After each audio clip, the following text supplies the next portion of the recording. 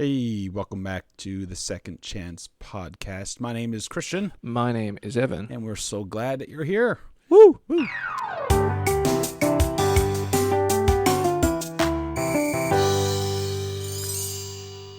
It's been a little bit of a pause. Probably, a couple weeks since our last episode? Maybe even a month. Maybe. I think it has been a little bit. Just a ton going on. And but here we are, and there's still a lot going on. But you know what? We were like, yes, let's make time.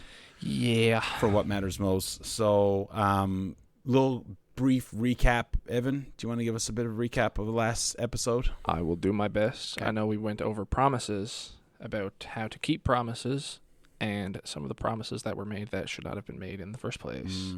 Like there was, what was it? What was the... Abimelech? I can't remember. Abimelech. It was Abimelech. Abimelech. Judges 11, 29 to 40 is what it was. Mm-hmm. Yeah. The one where his daughter walks out of the house and he's like, well, I made a bad decision. Yeah, because he had made a promise to sacrifice whatever came out first. Which was a real bad move. Yeah, super rash, bit silly, and foolish at the exact same time. Oh, yeah. But, so it's important to keep promises, but also be careful how you make them. Yes, that's right. And you also had a men's conference that you attended. I did have a men's conference. You want to give us a little download about that? We had a couple people speak at the men's conference. There was, I don't know if it was Lamech or Lamech.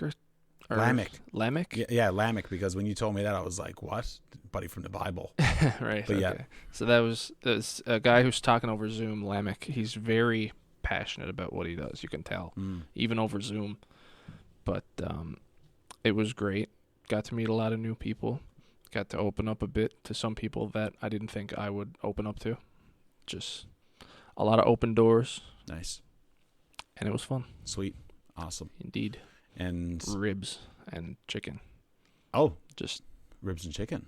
Or no, not ribs and chicken. Wings. What was it? Wings. Yeah. Good though. Chicken wings. Chicken wings. Nice. They were good. You a hot sauce kind of guy, or are you more like sweet? If it is hot, it's mild. Gotcha. Not too much. Yeah.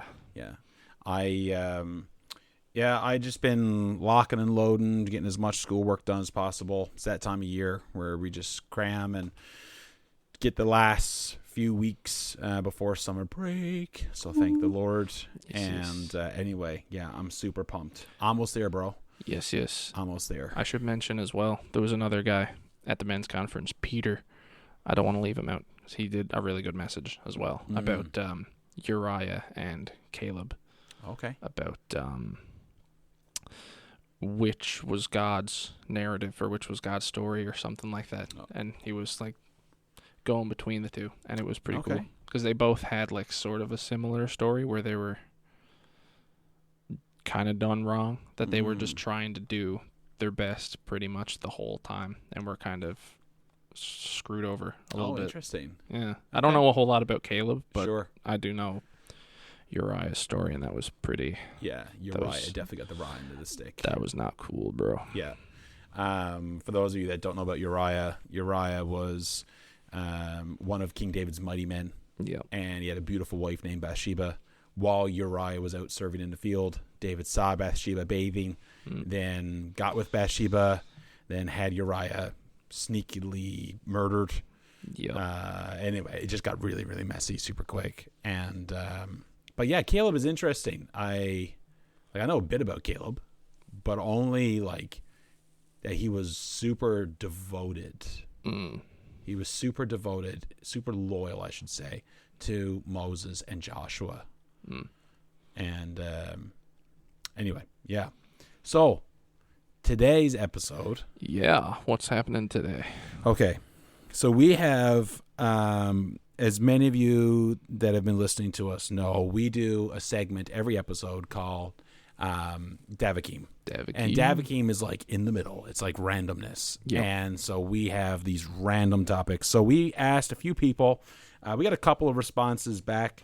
And we're actually going to go ahead and talk about the first one. And Evan, I'm going to ask you the first Davikim. So this episode is actually just going to be fully dedicated to Davikims. Yep. And the first one that I'm going to drop is going to be for you, Evan.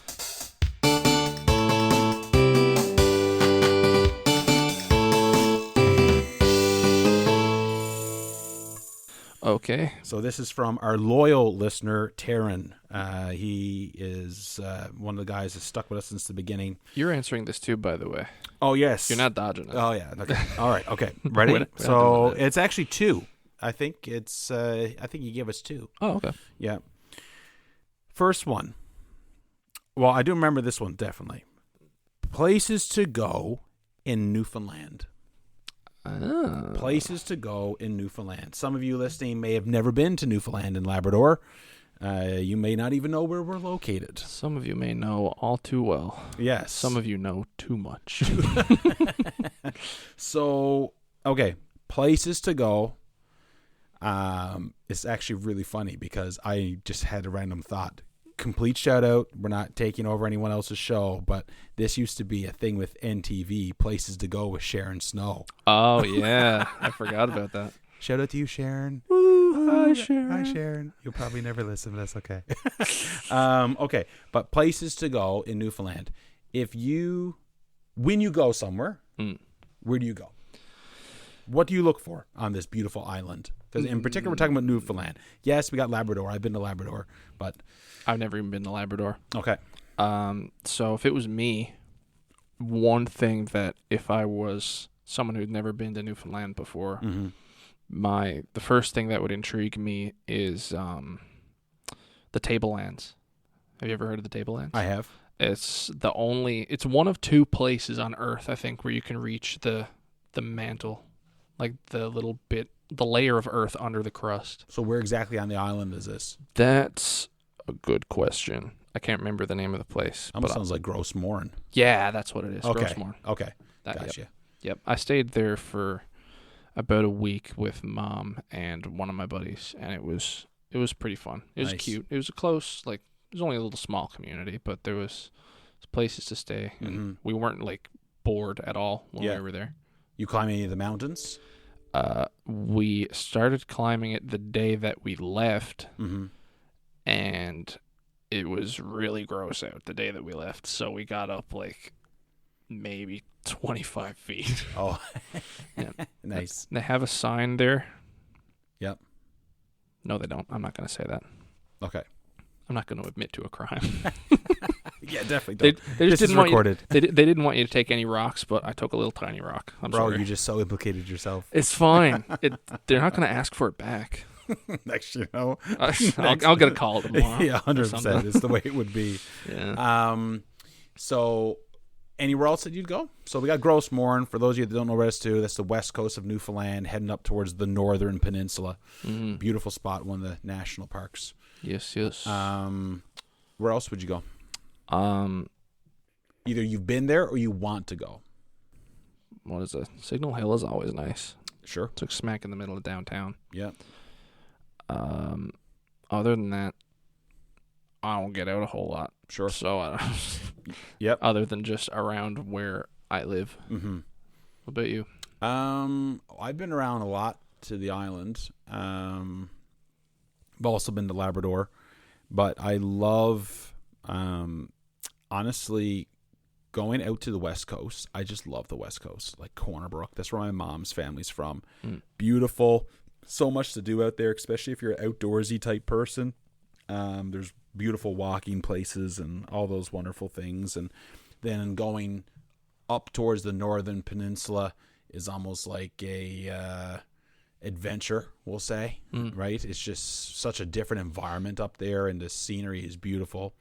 And really, it's like all over Newfoundland. Like you go down to the Bonavista Peninsula, down past Clarenville, beautiful down there. And then, of course, whatever you have on the Avalon.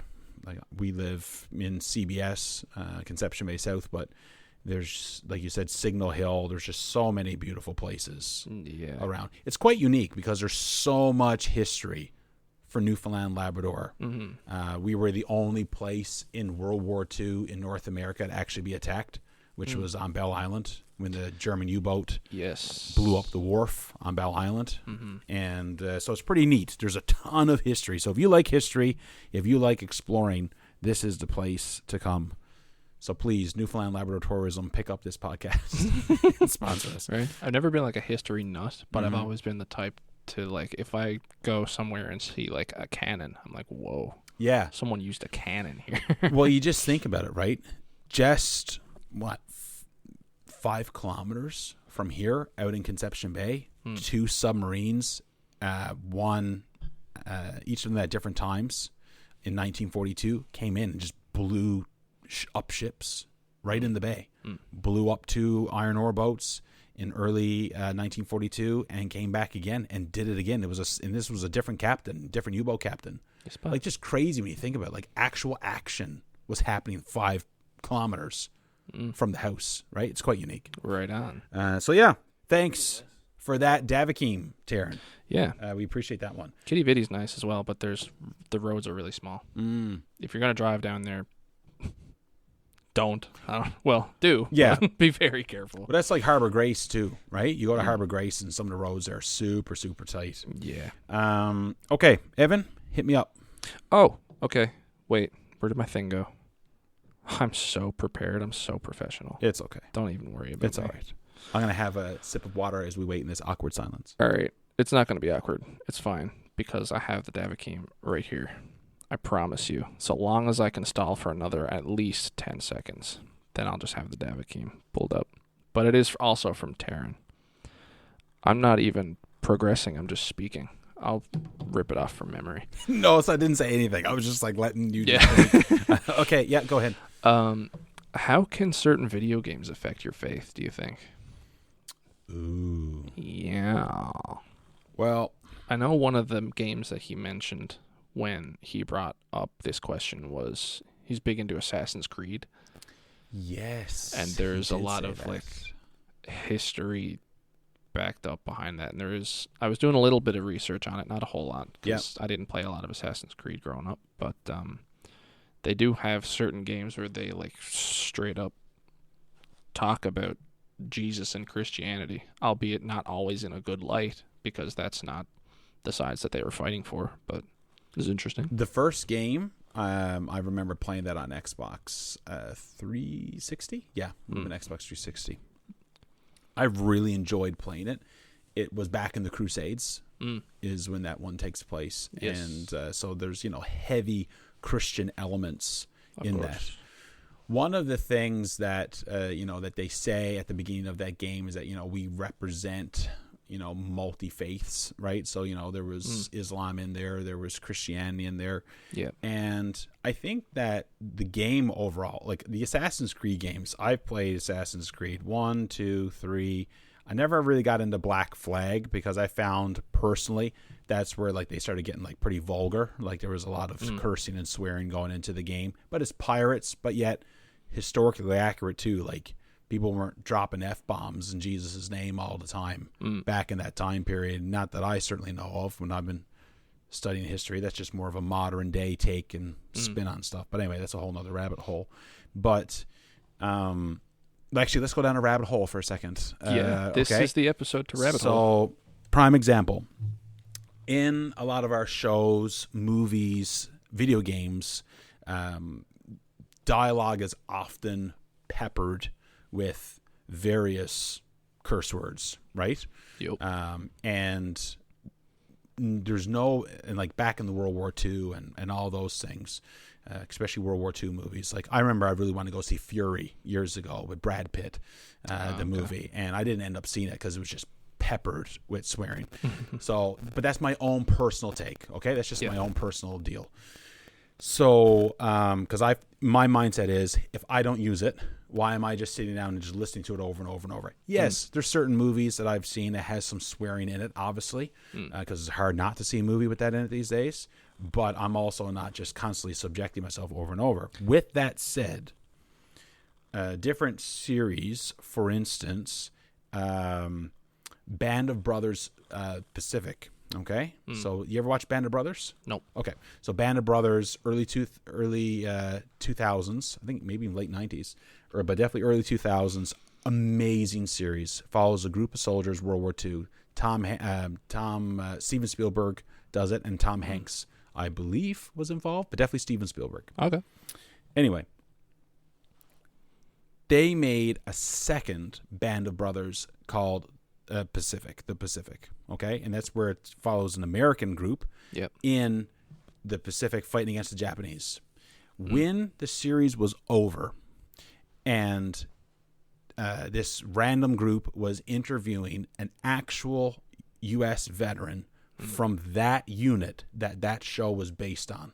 Yeah. And they asked him, like, and how realistic was the show to your actual experience? And I'll never forget, I was reading through the transcript, and the guy said, it was it's pretty accurate. It's like the actual fighting, the way, we were joking around, stuff like that, whatever. He said, but there's one thing that was not realistic in it. He said, and I have to say it, because, of course, this is done by HBO. Yeah. And he said, we were from the Bible Belt. We never talked the way that they made us sound like in that TV show. All the swearing. He said, our mothers would have killed us. Fair and enough. When I read that, because I remember as a teenager purposely not going to stuff, missing out when my friends went out because of my values that I held towards this. And I remember when I heard him say that, when I read that, I was like, this validates what I've been feeling in my own faith. But it just goes to show that a lot of this stuff is just putting in there to make it quote unquote better. Yeah. But yet one of the best movie series in all of cinematography. It had no sex scenes, no swearing, nothing in it at all. That's crazy, like along those lines. And what that series? The Lord of the Rings series. All-time best epic, like across the board. I think the only one that bet it was Avatar, and then Titanic, and then Endgame. But hey, whatever. But the point being is that, but it still has the most awards in history in a sweep, and it just goes to show you don't need it to make a good movie. That was a big rabbit hole. Yeah, that's okay. That is okay. Yeah, it is okay. Back to, if I can go back. Can I go back to that? Can I go back to the actual original the question? Yeah, the actual question. Okay. Yeah. So I really enjoyed the Assassin's Creed games, and I do agree that definitely there's the way that they portray Christianity in it is quite accurate in the sense of how the Crusades portrayed Christianity through the Pope, through this almost devotion to God, but for personal conquest, using God's name as a legitimate, I'm going to legitimatize this. I'm going to conquer this city and wipe it out in the name of God because we're fighting against Islam or whatever, right? Or whichever, yeah. Well, that's the main one that's in that game, right? It's Christianity versus Islam. So I can see how that could distort someone's faith, especially if you don't have a firm foundation on Christ at all. Where you're like, gee whiz, Christianity is all about just starting wars. Because I've heard people say that before. Yeah, right. I've definitely been down that rabbit hole. Yeah, not knowing a whole lot about the Crusades myself, or much about the Catholic Church in general. So I know a lot of people grew up in Catholic schools and stuff like that, and they have not all great experiences with that. And sometimes I forget that was a thing when I'm telling people about Jesus. It's like, oh, what about this? And I genuinely didn't know that was a thing that was going on, and that sucks. And I can understand why a lot of people can be defensive about that. Yeah. Well, fair enough, because you have people and they're getting either they're getting wrong information, and then they're forming their judgments based on that, or they could be playing something and then they're like, gee whiz, well, this is definitely accurate to what I've heard before. Yeah. Right. But I think overall, like, I think video games can do that. But, I love playing video games. I still am. Like, I still do, right? I was just playing War Thunder there the other day. and super, super fun game.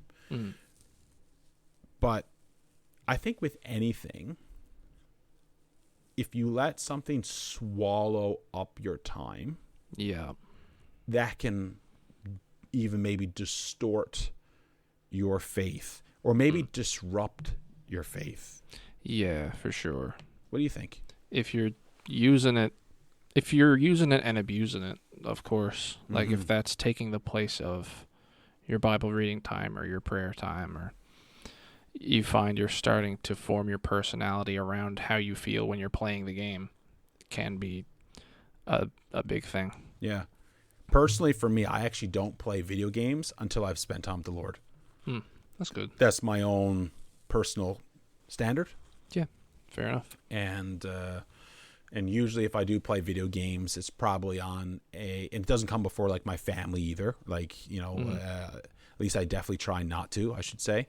So, for instance, like usually if it's a Saturday, I might play during the day a little bit while my kids are playing their video game time. Or maybe I'll play in the evenings when they're gone to bed if my wife and I aren't like, off watching a show or doing something else, right? Yeah. So, so I think as well, like as long as it doesn't push like family time. Of course, yeah. I find my limit is when I start to notice it affecting me emotionally and mentally, it's like, okay, I gotta stop. Yeah. I know there have been times where I've been playing like a shooter game or just some game in general, and if I get really frustrated, I gotta put it down. Like, what am I getting upset for? Yeah. Games are supposed to be for decompress, not extra stress.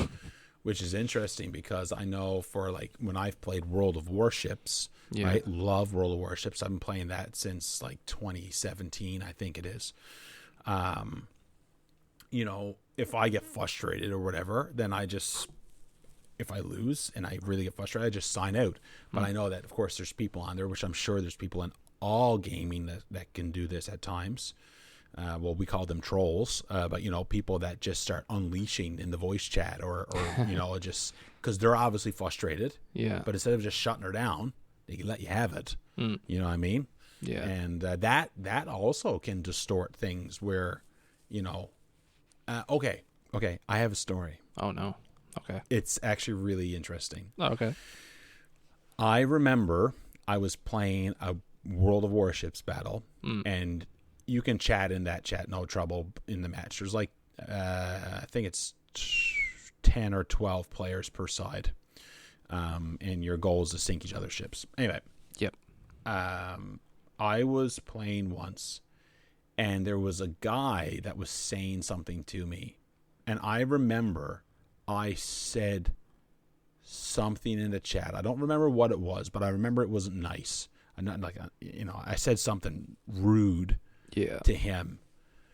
And interesting enough, when I turned the game off and I went to bed, it's one of the few times in my life that I had a little bit of trouble sleeping. I rarely have, and I say few times in my life, I could probably count on one hand I've ever had trouble going to sleep. Yes, but thank God. But the reason why is my conscience was bothering me because of what I said to this guy. You know what I did? Wow. I went downstairs at like 12 at night, which is big for me. I turned on my computer, went into the chat, pulled up the chat history or pulled up the battle history so I could find the guy, right-clicked on it and sent him a private message, and I apologized to him through private message in the game. Yeah. And I essentially said to him that I'm sorry for saying this to you. Christ has forgiven me of much, and I should not have acted that way with you. And that's what I said. So guaranteed he got up the next morning and was like, ding, like turning on the game. It was like, what the heck? Who is this loser? Right? Messaging me, private messaging me and telling me about Jesus. Correct. And apologizing to me. Like, what's wrong with him? But my conscience immediately became clear after doing that. Nice. Right? Yeah. Das ist gut. Das ist sehr gut. All right, friend. In terms of the general question, though, I think, overall, if it's an idol, it can be bad. If it's affecting your mental state and how you live, that's bad. Yes. But I think it also comes down to, if you spend enough time at it, you slowly start to become it. So I don't think video games in and of itself is sinful or bad, but just, monitor how much time you spend on it and what you're taking into your brain system.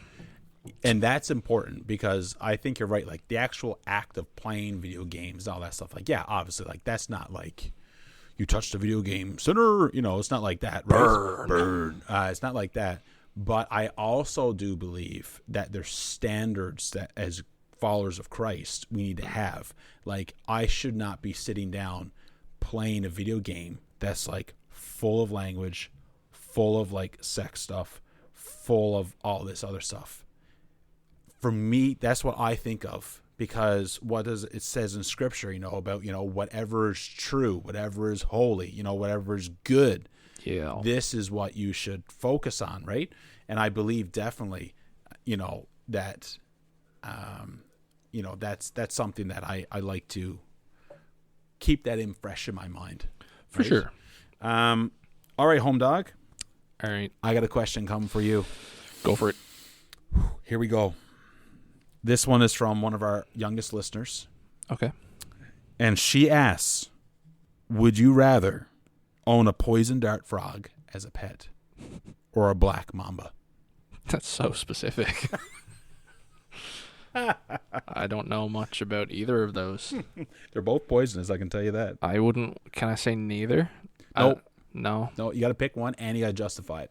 Oh, okay. Oh, yes. Well, remember, this is a pure Davikim episode. We're just going now. All right. Poison dart frog or black mamba? Here's what I'm thinking. Okay. The immediate thoughts that are in my mind are poison dart frog is probably smaller, which means it might not be as bad, but also it would be easier to lose and to hide from me and sneak attack me. Mm-hmm. And I'm pretty sure poison dart frogs, if I'm not mistaken, even like the gooey stuff on their skin is poisonous. So like you touch it, you're gone. I think. I don't know. Don't quote me on that. Well, I can tell you right now, they're small, brightly colored amphibians, famous for their skin toxicity, their deadly venom from their natural diet of toxic insects. So if I just don't feed him deadly toxic insects, will I be okay? Yeah, apparently or will he just when die? Raised in captivity on a standard insect diet, they're completely harmless. Oh! What? That's good to know. What is this ridiculousness? All right, let me look up black mamba. Yeah, that's 100%. Why does it give me speed? 16 kilometers an hour. I'm picking the frog. Frig that. Black mamba coming at you in your bed. Yeah. That can go as fast as a pedal bike. You'd be so dead. I was going to say the black mamba, but no, I'm going for the frog. Yeah. I'll just give him like a couple crickets or something. Yeah, it'll just be a regular frog. You just be dead, man. Let's just say it for what it is. Yep. You'd be so dead. What about you? Do you want the fastest frick snake or the poison frog that's not poison if you don't feed it poison? I don't know. I feel like if I got a frog, at least I can kick him. What? Poor guy. Yeah, well, I can't kick a black mamba. How fast do you say that can go? 16 kilometers an hour. You'd like give it a boot outside, buddy, and run you down. Yeah. 16 kilometers, man. Imagine that coming after you in the grass. I wouldn't want either of them coming after me. No, and that was you read that one, right? What? Did you just read that? Yeah. Wow. I was checking on the kilometers. post, see if anyone had messaged us for the thing. How poisonous is it? The black mamba? Yeah. Let's see. Okay, we're doing some research now on the fly. A highly venomous snake. Can it kill humans? Chances are good. How dangerous is the black mamba? Okay. One of the world's most deadly snakes. Okay. Well, that answers that question. I would 100% have a black mamba over a frog. After hearing that? Yeah. You know why? Why? I would stick a big sign in my window. You know, it's like beware of dog. It'd be like, beware of snake. Black mamba. No snake. Just black mamba. And then have that in the window. That's fair. I mean, we're immediately assuming that if we have these things as pets, they're just going to be hyper aggressive. Let's think about something for a second. Wow. How many Newfoundlanders do you think is going to try and break into your house with a black mamba sign in the window? They probably wouldn't Poison take dart frog? They're like, that's definitely in a cage. Black mamba? That could have got out, man. That's fair. That could be anywhere in the house. That's fair. I got a tattoo from a guy who owned a couple snakes. Did you? Yep. Was he? He was scary looking. I was going to say.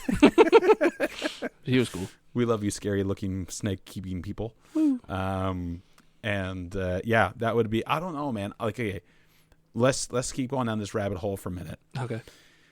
I remember a kid in elementary when I was in elementary too, and I went to his house once. His name was Zachary, and he had tarantulas as his pet in his bedroom. Oh, lovely. Oh my gosh. I remember us sitting down and we were playing on, I think it was PC, Star Wars Episode 1. Yeah. A very old game.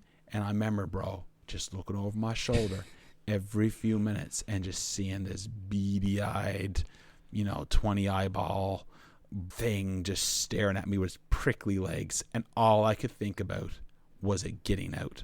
I don't know if in good conscience I would be able to own anything as a pet that could kill me or that I couldn't pick up with one hand and throw across the room if I had to. I don't know. I remember once we were in Nova Scotia on a youth retreat and we dove into this pond and I was just swimming along, right? Just swim along by the dock where we jumped off to.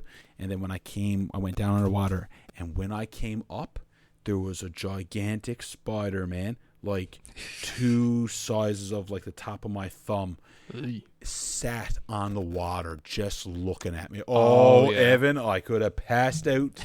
I did a little scream and I quickly pushed myself back. I was just like, there you go, staring death right in the face. Guaranteed it wasn't poisonous or could have hurt me at all. But well, actually, no, that's not true. You ever see water doctors? That's what I call them, water doctors. The little black thingies with the 4, 5, 6 legs that skip on the water in rivers. Oh, I've never seen one, but I know what you're talking about. Okay, well, I call them water doctors. Or at least that's what I was growing up calling them, right? And sure. I don't know why they're called water doctors. But they don't help you at all. Not at all. So there, a couple of years ago, we were in the river just in the road from our house here. And the kids, I put my foot in the stream. Okay. One of them bit me, man. Bit you? Yes, sir. And my foot started swelling right where you bit me to. Don't say it didn't hurt. Yeah, fair enough. Water devils. Water. Yeah, that's what I'm going to call them from now on. Yeah. Not more water doctors. Okay. We got another Davikim. I see that on Facebook there are people liking my posts. Did they say anything? But no one is saying anything. But thank you for liking it. But it's all good. All right, dude. Yep. You ready for another one? I am ready for another one. Okay, you hit me. Well, you got the philosophical wheel of fortune over there? I have a wheel of misfortune. Oh, gosh. Not really. It's just questions. Okay. What if aliens exist? What do you think about aliens as a topic? What if aliens exist? Yeah. Do you think aliens exist? Oof. Bro, that's hard, man.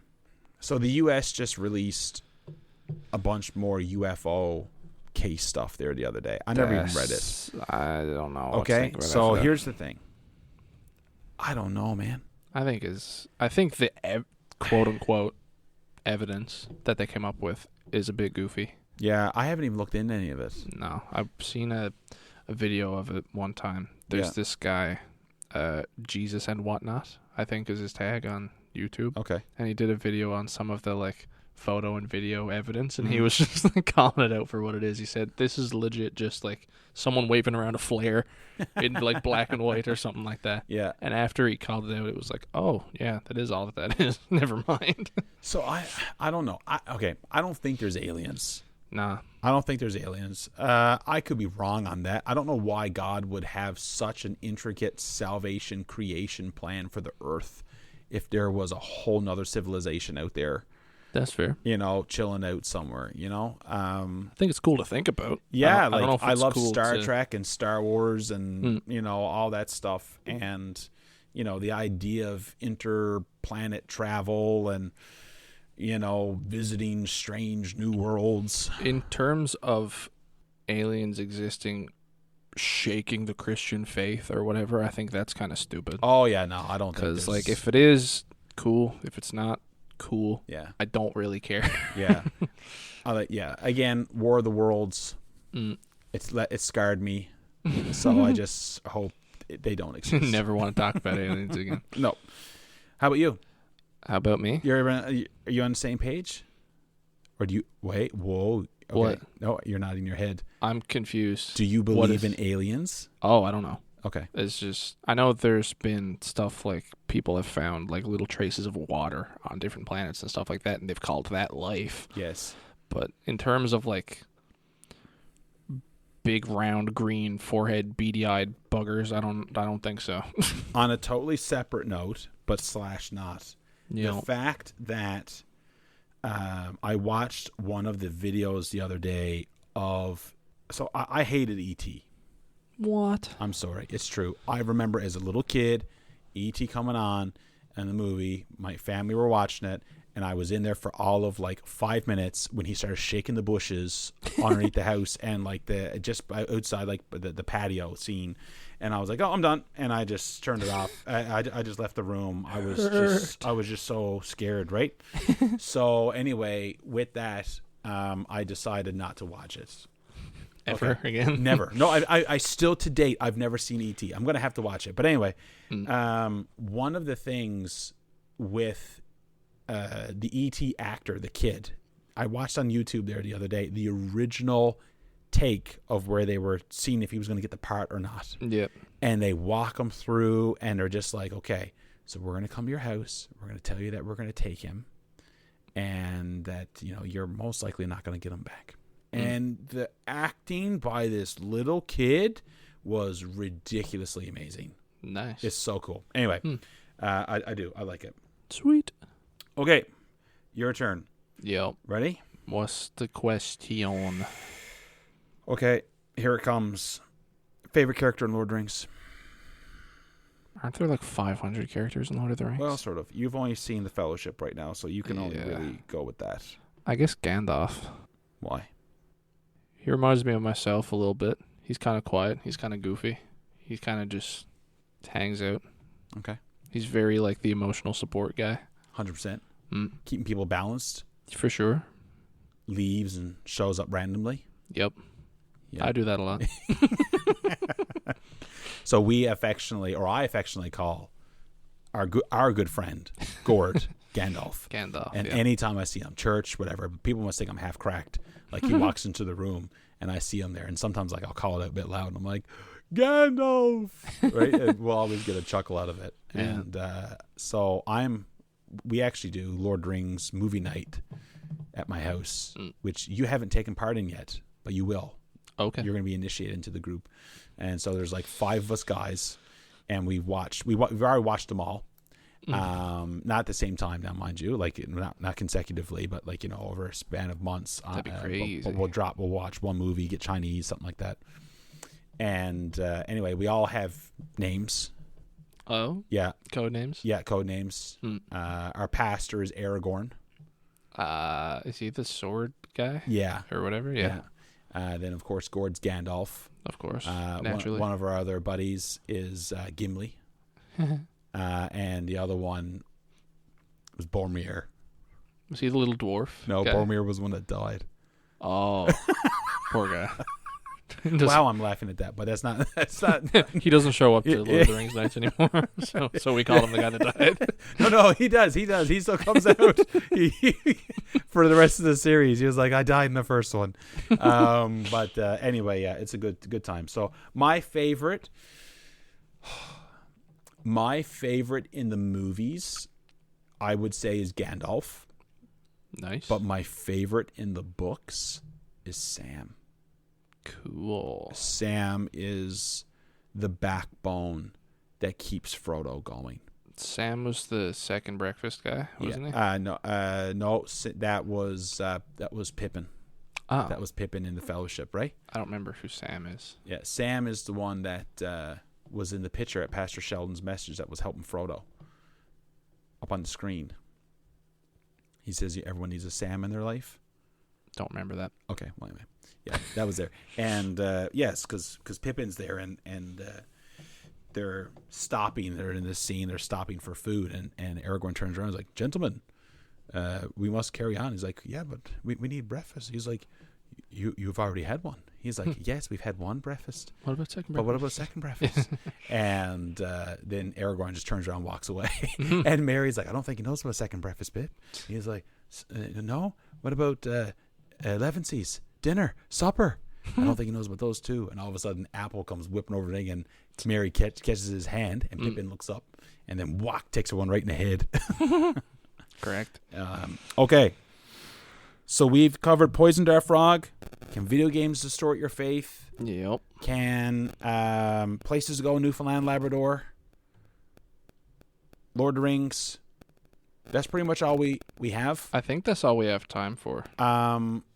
Is that it? How long have we gone on? That's okay. We've gone on a good bit. Oh, sweet. Yeah. Well, anyway, tune in next episode. Of course. We're going to continue on with the Mighty Men. Mm-hmm. And also, just a little note, we are going to be having a prize giveaway. Yeah. Do you want to tell us a little bit about that prize giveaway? I will say what I can. Okay, one of our sponsors. Indeed. One of our sponsors is, in fact, drumroll please, Massage on the Rock in CBS. It's a massage clinic run by none other than my mom. Sweet. So we were able to get a couple free, I think it's 1 hour massage appointment.